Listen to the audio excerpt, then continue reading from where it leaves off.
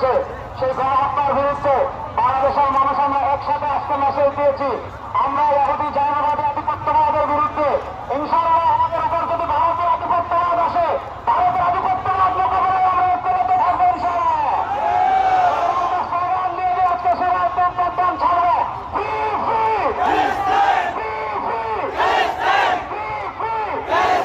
আমরা বিয়ে করবো না, সবাই চলে যাবো, এখানে নামা যাবে না।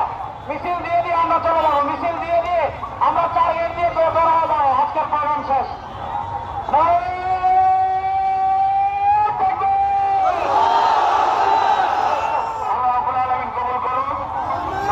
কর্মসূচি শেষ করতে বলেছেন সভাপতি সাহেব। আজকে আমাদের কর্মসূচি শেষ হলো। যার যার জায়গা থেকে নিরাপদে বাড়ি ফিরবেন ইনশাআল্লাহ। সংগ্রামী সমাবেশ।